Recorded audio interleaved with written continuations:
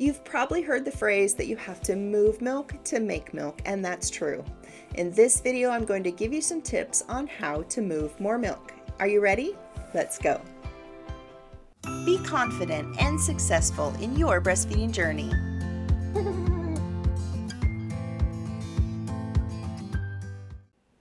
The three basic keys for making enough milk are to move milk often, and stimulation.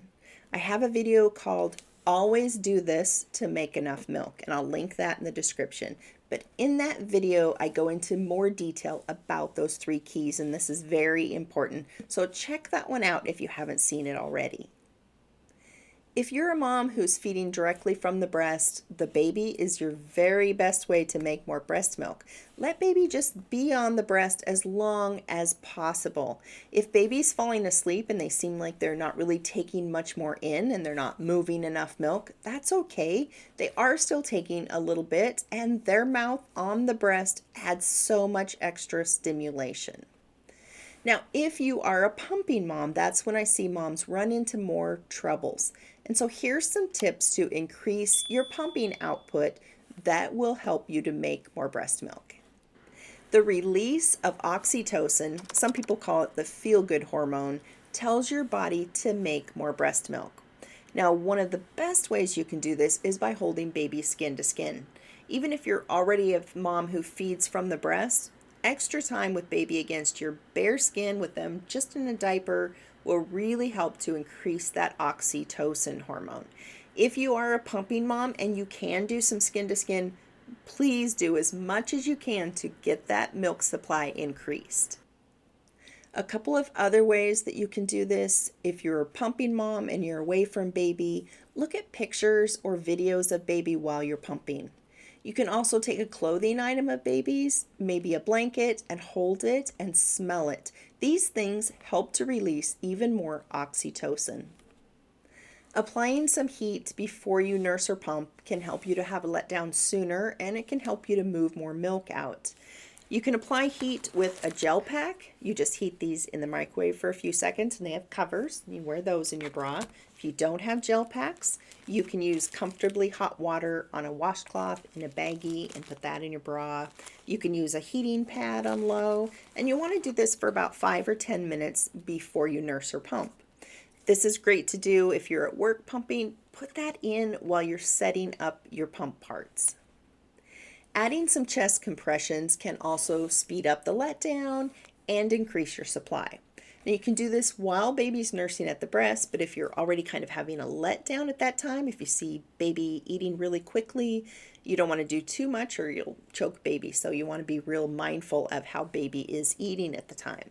But to do a breast compression, you're going to push in towards your chest wall and do a little squeeze and roll out. And then you'll just hold it there, and you'll see more milk coming out if you're pumping or nursing baby. Then change positions, in towards your chest wall, a little squeeze and roll out, and hold that for a few seconds. It can be firm, but it should not be painful. I recommend that all my moms learn how to hand express. Once you get the hang of it, you can actually remove more milk than an electric or a manual pump, and hand expressing adds more stimulation, and that increases your milk supply. Stress can definitely affect your letdown. So if you're nursing baby from the breast, be sure that you're comfortable, relax your shoulders, bring baby to you, lots of pillows if you need to be comfortable, and breathe. If you're pumping, again, breathe and relax. If you're looking at a bottle that you're pumping into and you're just seeing a little tiny bit, that can be so stressful. I recommend that moms put a little baby sock over their bottle so you're not stressing out and watching how much milk is going into the bottle. If you're a pumping mom and all of that doesn't seem to be helping, you may need to give some attention to your pump, especially your pump parts. They wear out. So look at your manufacturer and see what the recommendation is. But the more you're pumping, the more often those pump parts need to be replaced. Now your flange size may not be correct. So it's not the size of your breast, it's the nipple size that goes into the flange tunnel here that needs to be correct.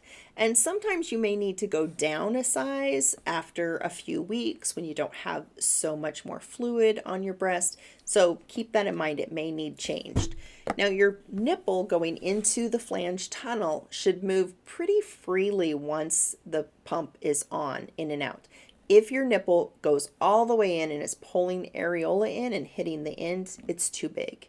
If your nipple is in there and it's not hardly moving or it's hurting, then your flange is too small. Now, once you've started to implement some of these things, keep in mind that it takes 3 to 5 days to start to see an increase in supply, and it will start to go up more and more after that. So be very patient, but be very consistent. Let me know if you have any questions, leave them below, and I'll try to get back to you just as soon as possible. But if this video has been helpful for you at all, could you give me a quick thumbs up so that it gets shared to other mommies who may need this information? Thanks a lot, Mommy. You got this.